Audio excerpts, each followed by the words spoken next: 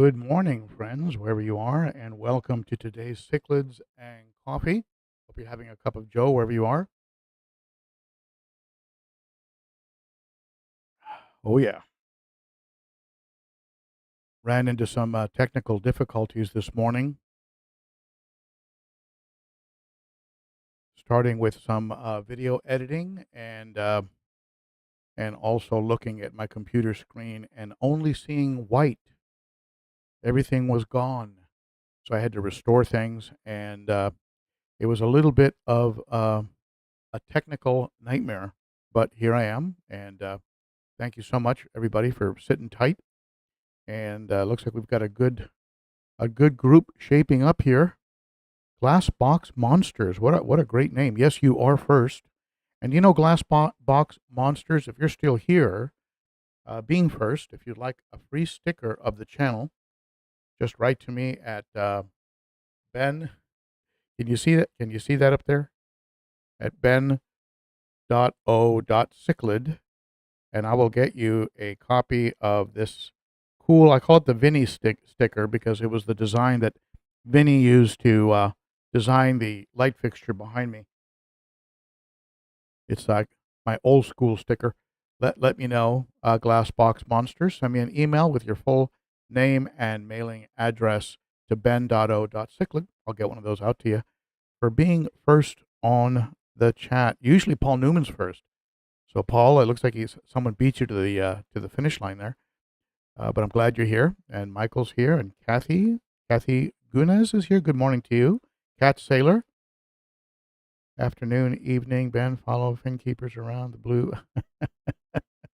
Good to see you, Cat Sailor. And Paul and Ron is in the house. William Dyer's here, as well as Kent AJDK. Hey, GP. Good to see you there, buddy. And let me see. I am just scanning the chat. Hey, Angelo. Angelo's here. Hey, Brian. Good to see you. Andy in the house. DSGF is here, along with B. Wood. I am having one of those days, B. Wood. And it started off a little bit sad. I have my the sand diver that I've talked to you about for a while now, who I knew was getting old and looking run down, is stopped swimming. He's on his side in the 300-gallon. I think he's very close to expiring, and I'm keeping an eye on him, watching him, but he's pretty much at the end of the line. So today I'll be on sort of deathbed watch. Beautiful fish, probably pushing 9 inches, maybe 9 inches, head to toe. I'm not going to show them to you when they're like that because it's no fun. I'd rather remember him as the beautiful creature that he was. But yeah, I'm having one of those days. So time that I would have spent setting up for today's live stream, I was doing things here in the fish room having to do with little 911s that I ran into when I came down. Ex-colleague Kev in the house. Let me see here. Jerry. Good to see you, Jerry. Demars in the house. Nick is here. Good to see you, Nick. Warren Venter is here. So is Norris Williams. Good morning to you, Norris. And Midi Mac is here. Great group. And I'm sure it'll continue to grow as we go. I was preparing a video for you, and as part of today's circumstances, the video editing software froze up on me. Yes, I am having one of those days. But the good news, I've got some good news, and that is that I have been able to get a hold of a dream fish, and I'm going to be releasing a video later on today. Maybe I can show you the thumbnail talking about the streamfish. And some of you are familiar with what is sometimes called a starry night, and also it's Paratilapia pollini is the what the it seems to be the agreement on what the official name is. It's a fish out of Madagascar. I think it's on the endangered species list, and so the ones you buy now are bred. They're not collected from the lake. I don't think they. I'm not even sure if they have any in the lake anymore. The lake has become so polluted. But at any rate, I was able, after going to Aquatic Critter, I went in there to get some supplies. And how many times do you go to an aquarium store with an idea? Okay, I'm going to pick up some flakes. I'm going to get some pellets. I'm going to pick up maybe a little water conditioner, and then you walk out with a big bag full of stuff. So I picked up frozen krill and frozen brine shrimp and bloodworms and some fish, and it's just too expensive. I can't go there more than once a month, or else it'll be I'll just go over budget. So it's really that I just can't do that. So has that happened to you? When's the last time you went to a pet store and walked out with a lot more than you went in for? Let me know. Let me know in the chat. All right. So let's do a couple real quick shout outs, but let's just go ahead and officially start the live stream.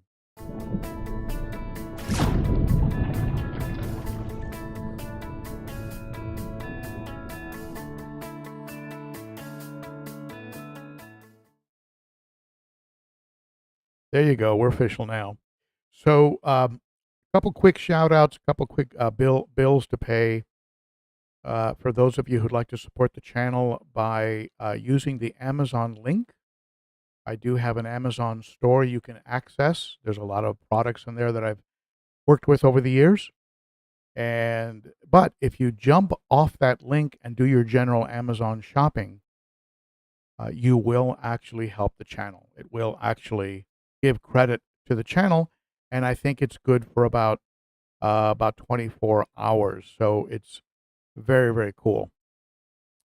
Big shout out to one of the channel sponsors, Cunningham Tropicals, and be sure to use that code ben.o.15 for 15% off on fish, and ben.o.10 for 10% off on dry goods, including food. Now, he sent me a big box of food.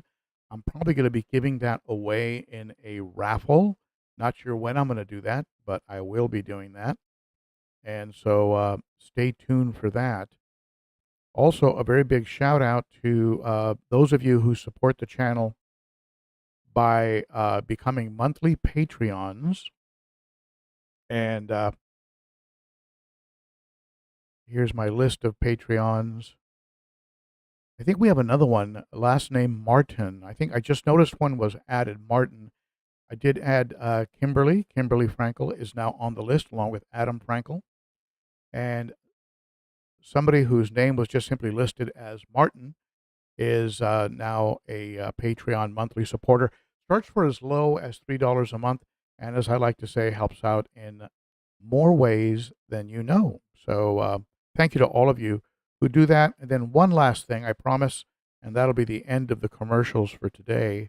But if you'd like to pick up some swag like coffee cups and T-shirts and hoodies and things like that, visit my Teespring store, and that's another way you can really help the channel. So every little bit helps, and I appreciate those of you who are currently drinking out of one of my channel coffee mugs. I guarantee you that coffee tastes better when you drink it out of a ben.o.cichlid coffee mug. That is all right. Hey, somebody hit me with a super chat. What the heck is going on? Hey, Demars. Sorry to hear about the fish swimming. Yeah. Well, in the time it took me to tell you that, He's now wedged underneath between one of the plastic plants on a rock, upside down. His tail and his dorsal are still moving, and his gill plates are moving. But this is pretty much his swan song. This is it. He's pretty much done, and I hate to see it, especially when you grow these guys out from the gray sort of colored up males that you get, and then you watch them blossom into this beautiful fish, and then you watch that arc rather of their life. And his arc was, in my opinion, a little bit short. I might have gotten him a little older than the other fish, but anyway, I'm looking at him. He's looking at me. He's right here on this side of the tank. It's actually kind of a sad scene, but it comes with the hobby. I'm not somebody who likes to euthanize fish. I don't euthanize fish. Uh, so I don't pull them out and give them clove oil or stick them in the freezer or something. I just let them expire. The only time I would remove a fish and put them perhaps in another tank to finish off is if other fish start pecking at them, which I think would be just sort of like a form of torture. Uh, how how's the AV? Can someone give me an AV check? An AV check. And again, thank you for that, Demars. Very, very generous, very kind of you. Let's see here. Jerry's Fish Room. That Martin is me. My CC got compromised. Oh, okay. Okay. Okay. Thank you, Jerry. Thank you for becoming for re-upping your membership. Thank you, GP. AV is great. Thank you for that. I am broadcasting in, for those of you who know video, I am broadcasting at 60 frames per second and with a shutter speed of 120. So, the fish might look a little sharper, a little clearer, as opposed to my normal broadcast, which is 30 frames per second. But I'm messing around with it, trying to get you just a better look at the whole thing here. Let me pull something up and see if this video is working. Okay. Close and save. Save and close. Okay, I think I have a video for you, and that's going to be a good thing. Let me just go ahead and cue it up. Add it here to the items that are in this media source.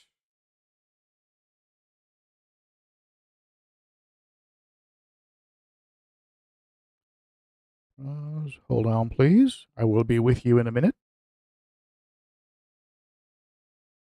So, at any rate, to finish talking with you about the tilapia, for those of you who are long time friends of the channel, you know, that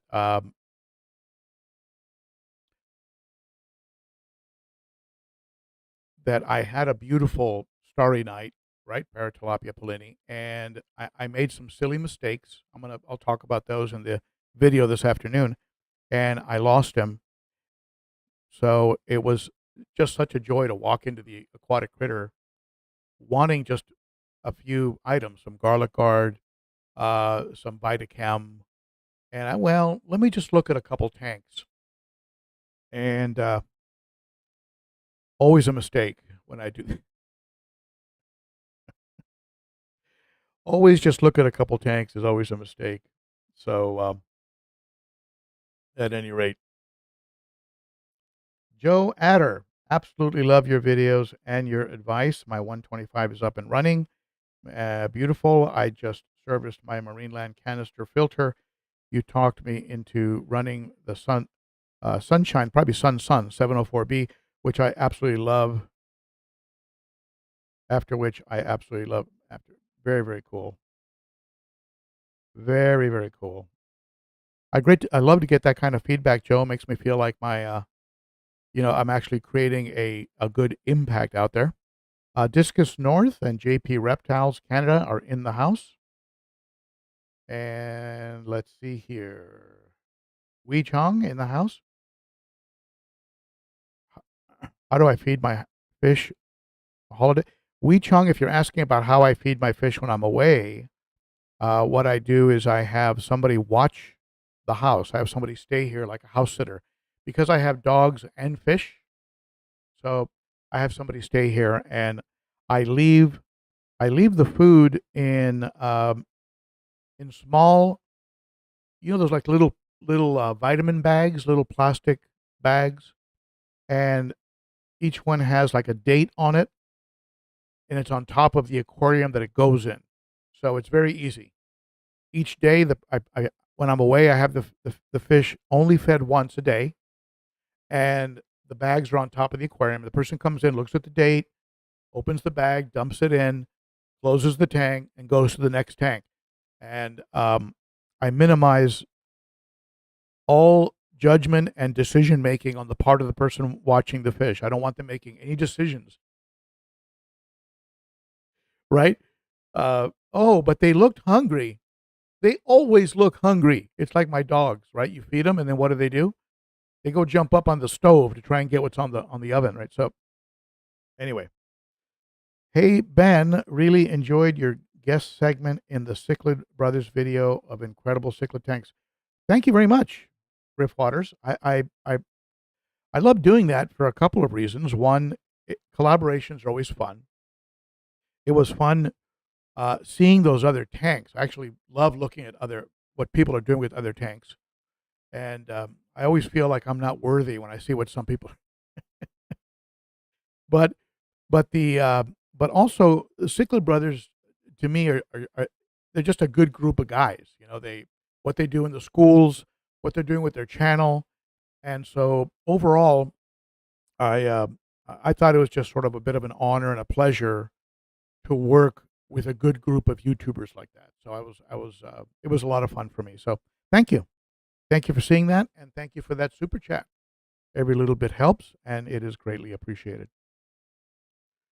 So Ronald, yeah, they're dime bags. Yeah.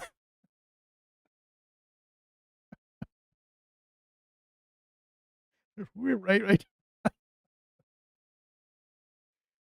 I don't normally think of them as dime bags. I prefer to think of them as vitamin bags, but I get what you're saying. And yeah, they are that size. Uh, let me see.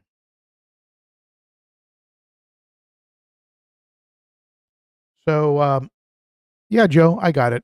No worries about proofreading. I mean, people send me stuff all the time, and it's sometimes they're from different countries, and it's just so jumbled up. But you can't be critical about that. Here's this person in Sweden or in Taiwan writing to me, and they're doing a much better job with getting their message across to me in English than I would ever do in trying to communicate to them in their native language.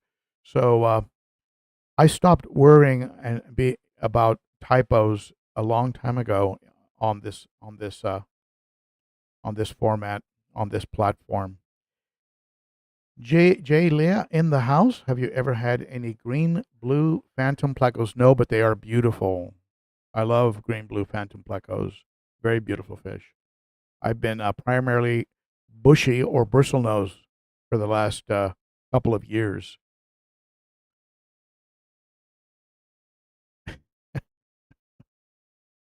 Okay, so let's do this. I have a video that I was able to get to work in the background after starting the stream, and I'll go ahead and play it.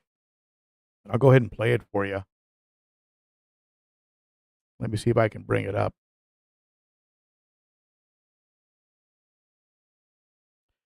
Let's see if this works. Here you go. This is on today's topic on the new fish, new additions, and fish that have been moved to new tanks. Let's see how they're doing. Okay, let's start with the 90-gallon, and you'll notice immediately that the albino acaras, the 5 that I picked up from Dan's, have been moved into the 90-gallon, and they are doing very, very well. few little territorial disputes, but overall they are getting along. And there's their big uncle. This is the Heckelei non-albino variety, but essentially the same fish. Was wondering how he would react to him, but he has no reaction at all. He just ignores him. And I think they're enjoying their new home. Here's the electric blue Ochart, all by himself. The other one, the more aggressive one, was moved out. The Congos, blue Congos, are doing great. Congo tetras, you can see them. And everybody in this tank seems to be doing okay overall. Looking forward to those guys putting on some size. Let's go over to the 210 and check out what's going on over there. And you can see that the more aggressive of the two electric blue Ocharts was moved into the 210, where he does get bullied a little bit, but if you look at his fins, he is not suffering any damage. The Geos are doing great. Their colors look a lot better in this tank, maybe because of the light substrate. And even the electric blue Ochart, I think, looks just a lot brighter with this particular lighting and substrate combination. But the moves into the 210 are working out. The electric blue Ochart has taken the cave to the right side of the tank, which surprises me because that was belonging to the Salvini. You can see the red shoulder Severin back there that was also brought over from the 90-gallon. And you can really see the prominent stripes and the red behind the gill plates in this aquarium, whereas in the other aquarium he was very dark.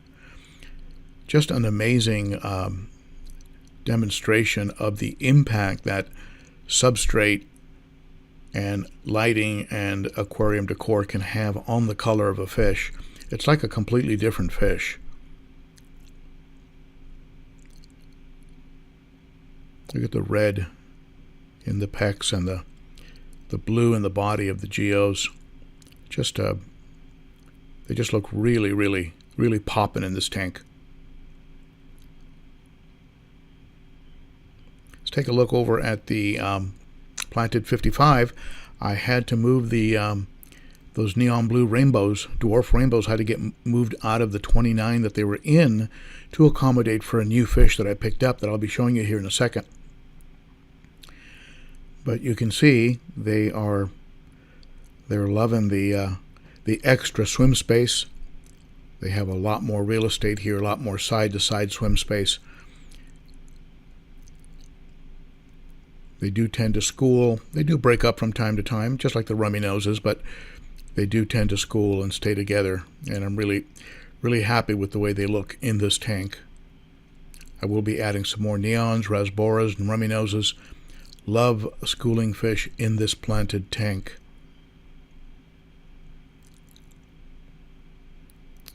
The red tear continues to live in solitary confinement.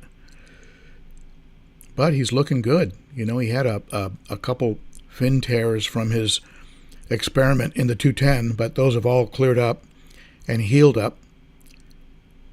And this area right here, where this 20-gallon rimless and this 5-gallon hospital or quarantine tank are, those are going to be broken down, and I'm going to put a 60-gallon acrylic there, and that's where the red tear will be ultimately going into, along with a female after she puts on some size. Let's get over to the 29-gallon and show you my my unicorn, one of my dream fish. Wasn't even on my list for 2024, but I saw him and I had to have him. This is a Paratilapia pollini, sometimes called a starry night. It's a Madagascar cichlid. And you're going to see him in this video actually change color. He goes from very black with blue. His little flecks are blue. As they get older, the flecks become very, very, very white, prominently white.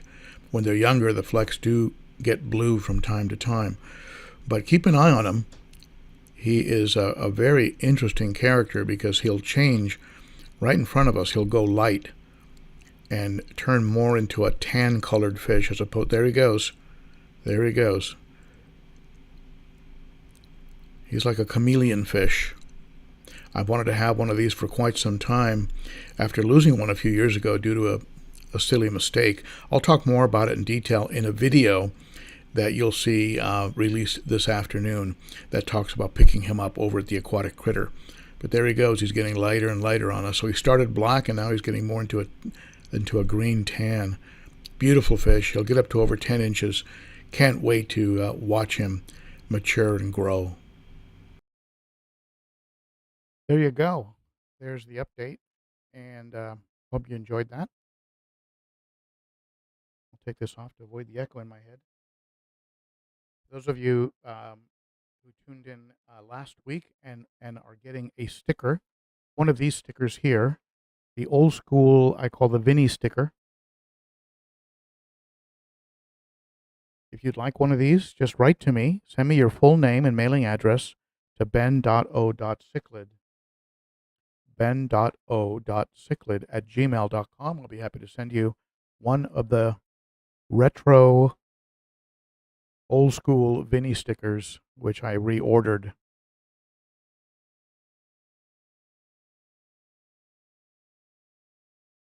So as you can see, everybody's doing great. I can't wait for those Ochart to put on, those albino Ochart to start putting on size.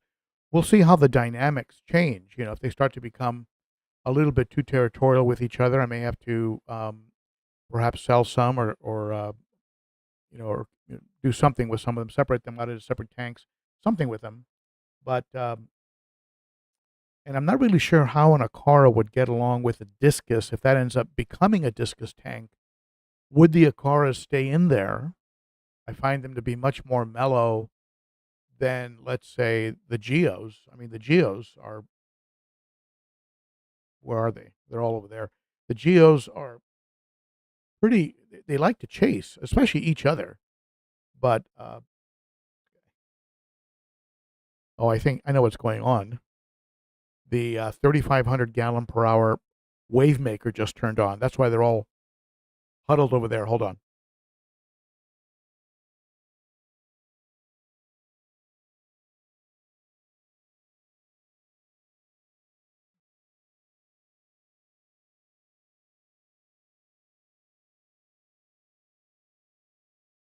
Now they're going to come back. They got all that water flow has been turned off. So it's what that water flow does is it more or less sweeps the substrate and moves detritus up into the water column so it can get sucked into the overflow of the sump or picked up by the 704B by the canister filter intake.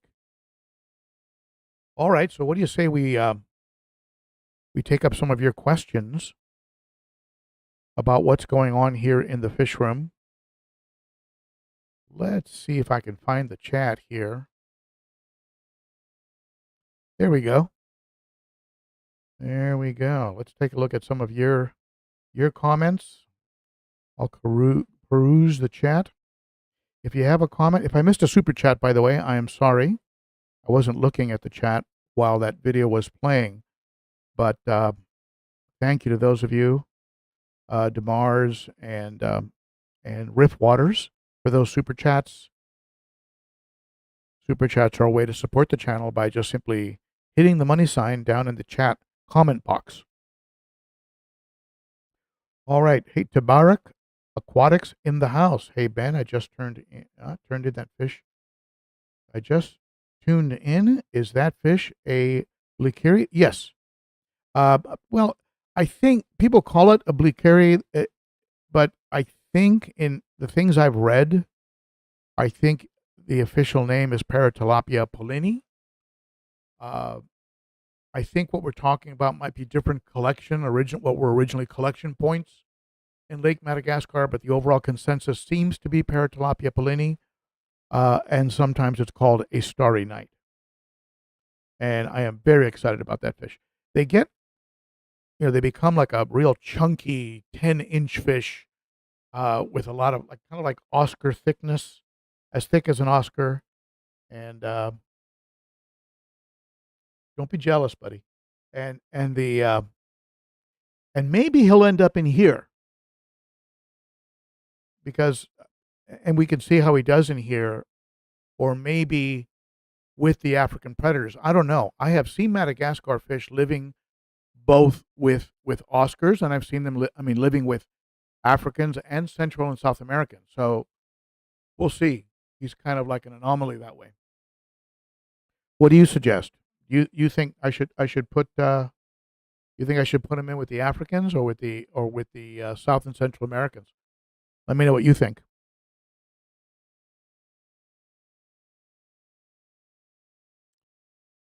All right, I'm looking at your comments here. Ronald wants to know the best wave maker or the best powerhead. Um, Ronald, there's so many out there to choose from, and you can go into like some very high end stuff, like getting gyres, real powerful oscillating type of wave makers that are very popular, for example, in the coral world. Also, if you look at the saltwater world, you'll see things like tons and things like this they're extremely high end. They'll cost you more, but they'll last you forever, and they're totally, totally quiet. Now, coming down from there, um, you can get into. I have several sort of midline wave makers. Let me see if I can remember the name on one of them. I'm looking up at a bunch of boxes I have up here. You can see which was the name of it. It's a Gen 3. Oh, what's the name of it? Gen 3.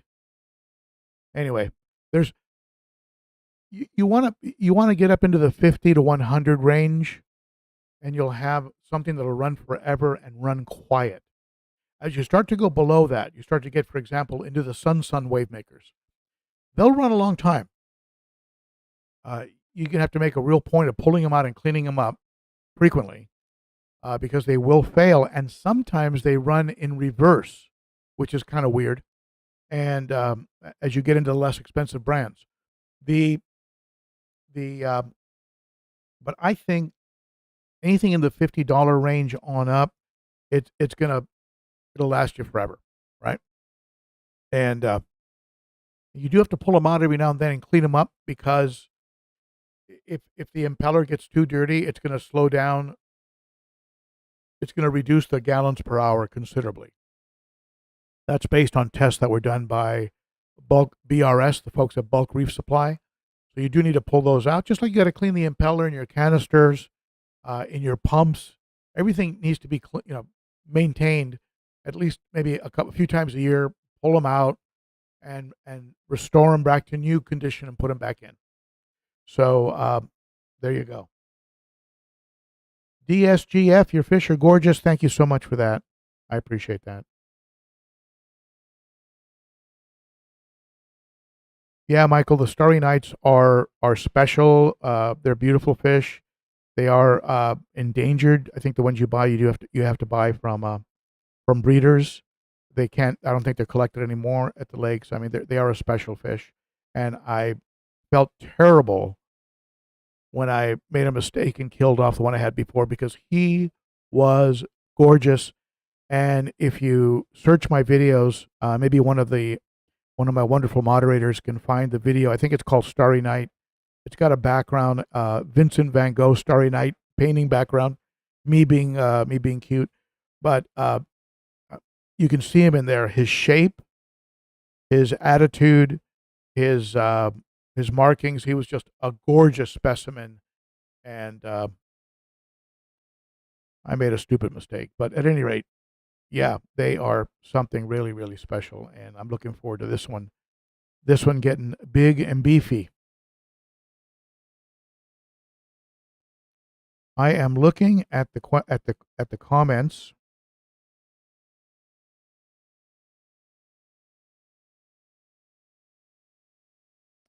My fish dreams. My my caves are from a company called Underwater Galleries. check them out. They're not cheap, but the caves are awesome. And they come in all sizes, from like nano caves all the way up to, big giant caves. They're very light. They are ceramic, so they're very aquarium safe. And don't drop them because they'll shatter. Uh, but and when they age, they get a little bit of algae buildup. They look really, really good, in my opinion. I've got two of them in this tank. I'm going to put one.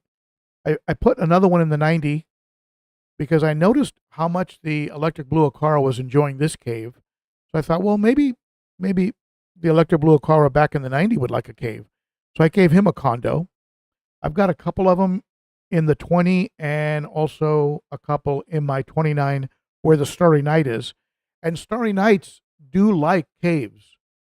The Starry Night would spend a lot of time, the original one I had, in the cave. So we'll see if that one takes over one of the caves from. I'm seeing the eel swimming around the middle of the aquarium. Very, very cool. I'm gonna see if he takes over one of the caves from one of the bushy nose plecos, because the plecos right now are controlling the caves. They're using them as little as love huts. All right, let's see here.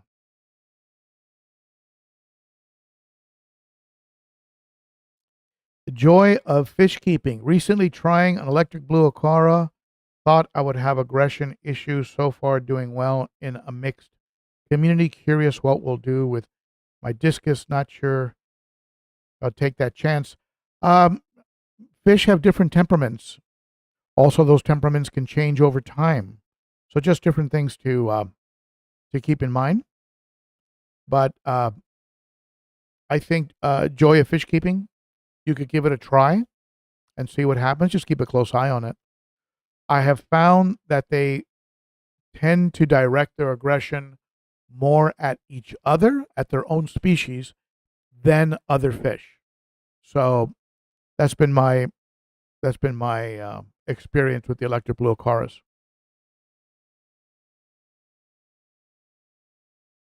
But they are beautiful, absolutely beautiful. And Tabarak Aquatics, they seem to do better with New World cichlids. Are you talking about the Starry Nights, the Paratilapia polini? Oh, GP, got to check out. See you, GP. Thanks for stopping by, my friend. I'll see you next week. He's been on the road a lot. Yeah, William, I would very, very strongly concur and recommend using magnet attachment wave makers.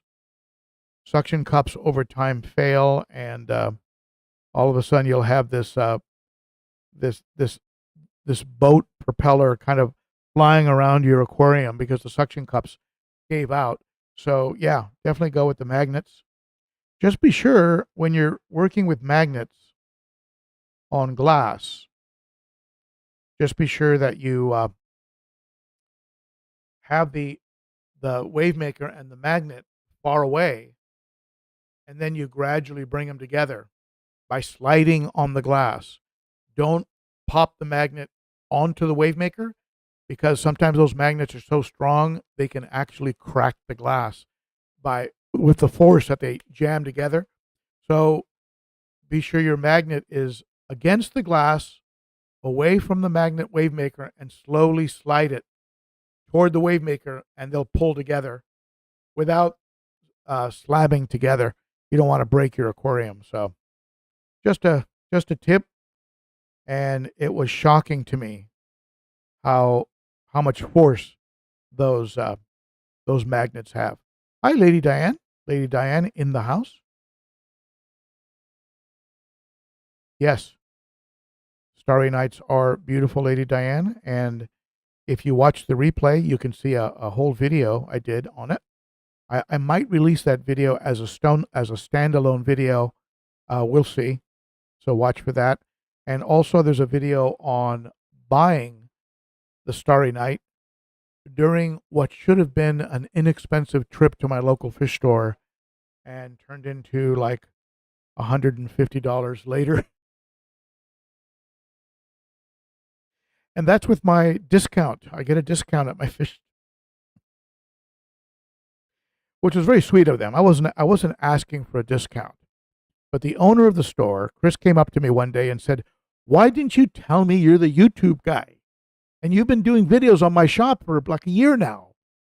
I'm going to set it up so that you get the breeder discount." So I get the breeder discount at, I mean, very sweet of him to give me that. So, ex Kali Kev, yeah, where is Whip's World? He better have a good excuse. All right. Angelo, if the cave is rocking, don't. Oh, rocking, don't come a knocking, and dime bags. And we're back in the 60s. We're like in the 60s and 70s today. All right. So, any more questions? Go ahead and hit me with them now. I am looking at the chat. And let's see if there's some more questions.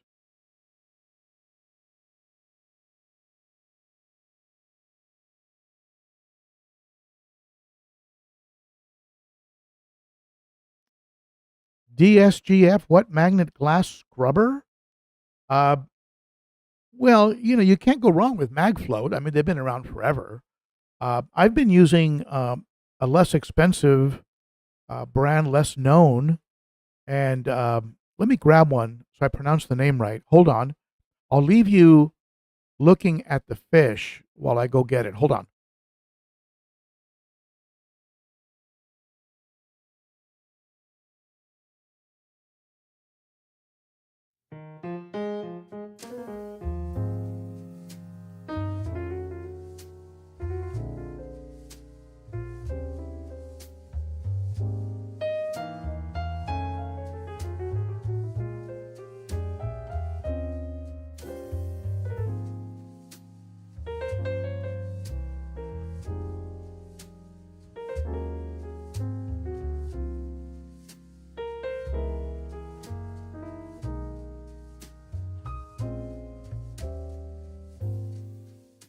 All right, this is a company called Regugu, Reegugu.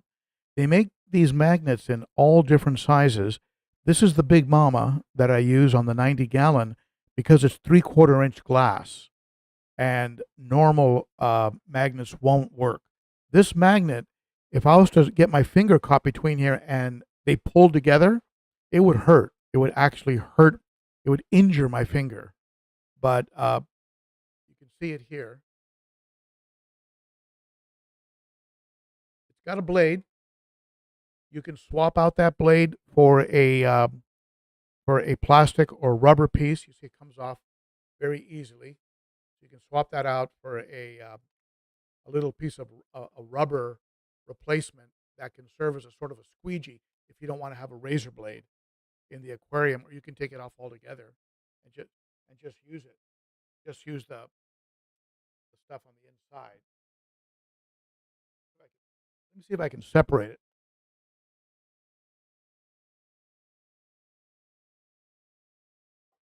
Like a workout. So this glides on the outside. It's like a real nice velvet, and it just rides on the outside of the aquarium and doesn't scratch or anything.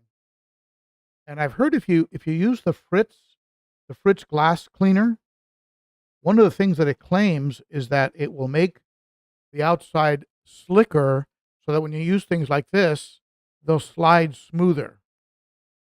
I don't know. I don't know how to test that. But the inside of it is a it looks like a Velcro, like a little bit of Velcro. And the thing you have to watch out with these things is that if substrate gets caught in there, especially if you have an acrylic tank, you will scratch the inside of your tank. So just be aware of that and careful with that. And but I use them all the time, and I don't really have a problem. I do separate them from time to time and inspect them in the middle of using them just to make sure that some little particle hasn't gotten in there and is going to score the glass. So just watch for that. But Reegugu, Reegugu, check them out, and compare them to MagFloat and things like that. MagFloat, of course, has been kind of the benchmark or the standard, right? J. Leah, I do love Lethrinops or a nice Jello Reef. Those are beautiful fish. Lethrinops are amazing, I think. The red cap I used to have, oh my goodness. That fish was nuts. All right. Any more questions? Let's see here.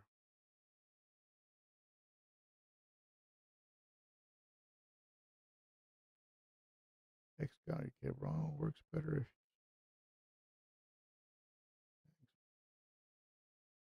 All right, let's see here.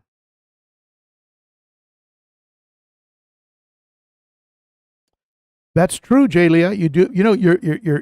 You're laughing there, but it's true. You can be if you have plecos, you can over clean your algae. I clean the front panel, a little bit of the side, but I leave the back panels alone. And these rocks I don't turn over. The rocks in the 300 gallon I turn over. These I leave alone, and the pleco is what lives in the little caves under them. But yeah, you do need to leave. Using algae wafers is worthless in aquariums like this because the big fish just inhale them, and so unless you reach in and insert the algae wafer deep inside a pleco cave that the fish can't get to, the plecos don't have a chance. So anyway. So that's, Jalia, that's a good point, and a valid point that that folks need to be aware of.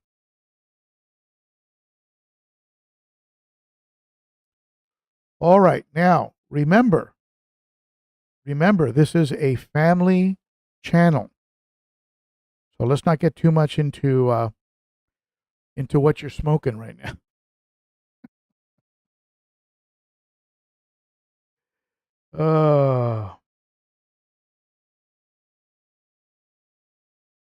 Yeah, Ronald, you're joking, but that blade, that razor blade on the cleaners is very sharp. And if you're not paying attention, or if the fish is overly curious, they will get right in front of it. And sometimes when you're first adding it to the aquarium and, attaching it to the magnet, they can even get in between there. So you just got to really, again, just got to be on your toes, right? So just something to keep in mind. Now, when I store it in the aquarium, if I leave it in the aquarium, I make sure the razor blade is sticking out the top of the aquarium so that there's no chance that a fish is going to bump into it. All right. Do you have any more questions for me? Go ahead and hit me now.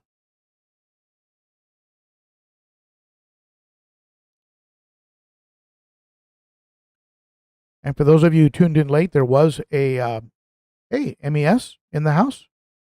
For those of you who tuned in late, there was a video that I will be releasing. I'll probably release it later as a standalone video that gets into how each of the new fish are doing in their new aquarium. And there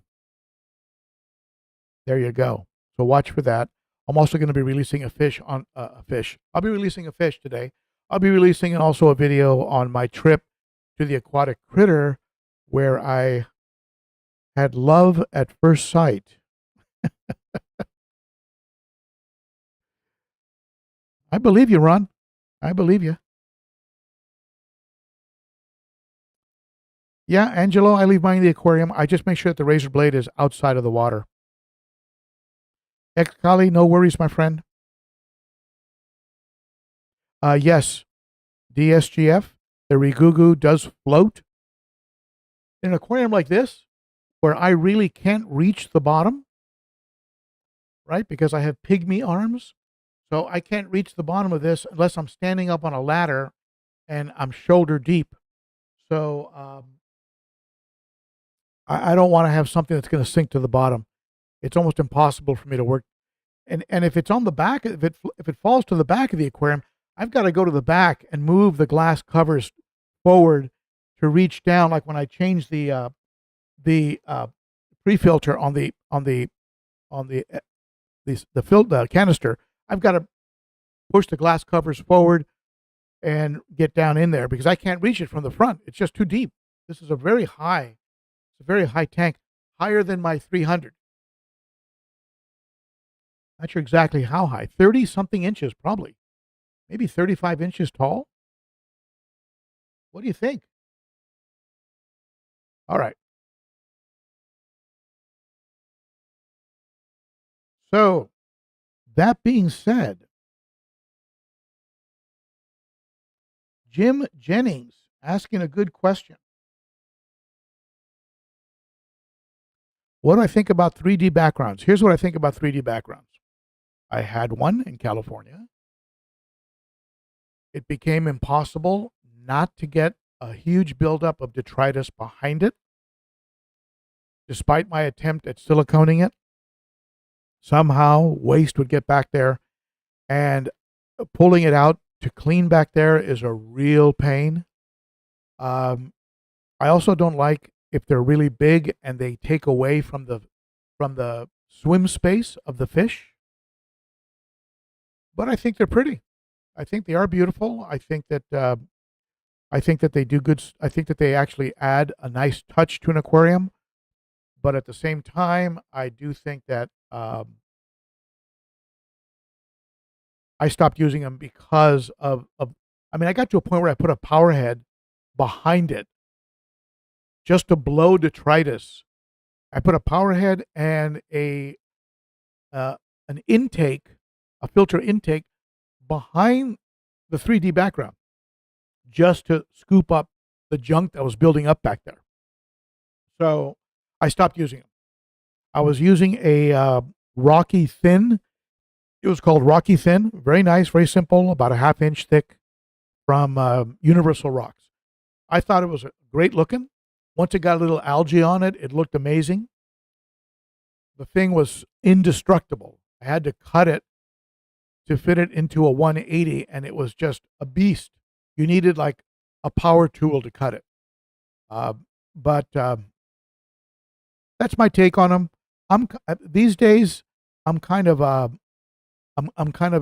black background kind of guy. I use Velamax on my aquariums, and very simple to add. And when you get sick of it, you just peel it off, and you put another one on, or you take it off. Bob Bravo.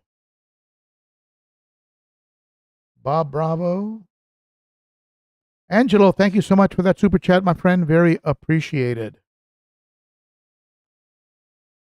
Every little bit helps. Bob Bravo, do you see cichlids challenging each other for dominance often? I see face-offs. The firemouth defends his little spot by the middle rock. He defends it with his life. The Nicaragua defends this area right here. The Salvini has that cave on the left. Gave up the cave on this side to the electric blue Ochart, which surprises me.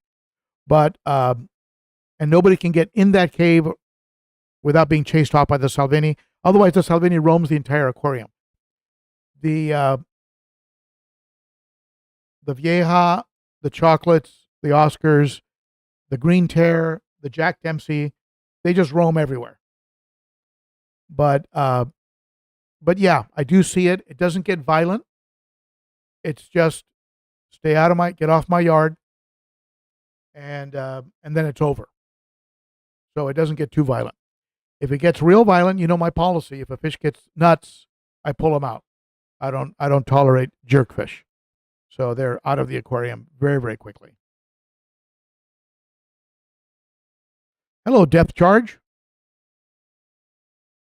And Kendall G. Yeah, that's my take on backgrounds. I think some of them are beautiful. And again, mentioning the Cichlid brothers, they have that predator tank that has the fragmented pieces attached to the back of the aquarium. That makes it look like there's a cave that goes back, gives it a depth of field. That's very pretty, very pretty. You are losing swim space. Those big, beautiful 3D backgrounds extend, you know, a fair amount into the aquarium. So that's swim space. So they look good. And if you got one and you like it, hey, it's your thing.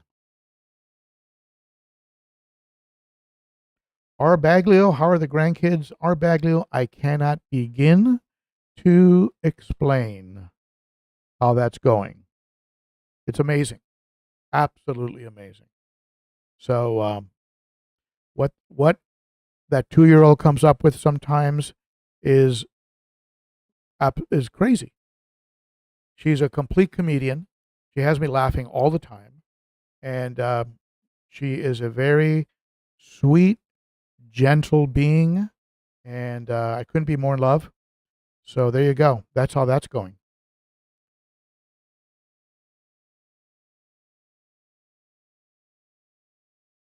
Jay, Jay Milo, you're about to have a lot of fun, my friend.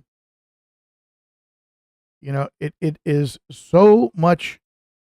It's for me, it's like a canvas, right? You're painting your canvas, and by the end of it, you've got your masterpiece, and it's just so much fun, right? Putting it together and trying the rocks here, try the rocks there, some plants, some decor, uh, your bikini bottom pineapple house, all the things you're going to add to it. It's whatever it might be, whether you're putting a sunken ship or just substrate or a bare bottom. It's always just so much fun to get a tank going, getting the bacteria established, watching fish, uh, actually thrive in it. It's just so much fun. So much fun. Ex Cali Kev, get off my lawn. Do you know what movie that's from?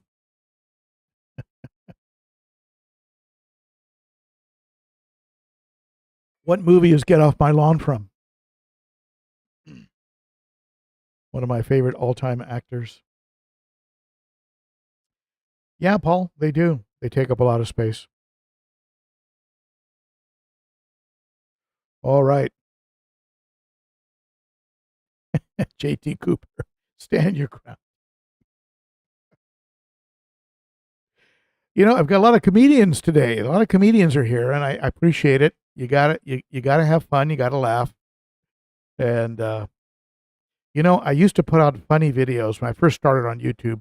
I even have a playlist called Comedy Cichlid Videos or something. It's one of my playlists. I don't know why. I just stopped. It just all got too serious. I think I've just got to start. I got to put out some more silly videos. Where I do things like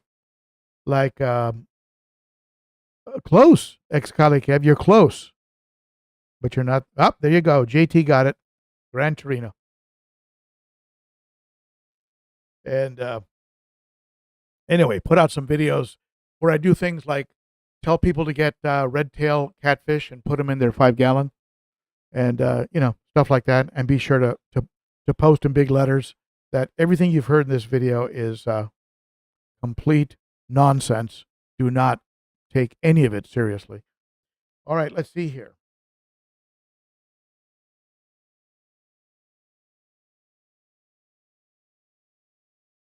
Yep, there you go, Jay.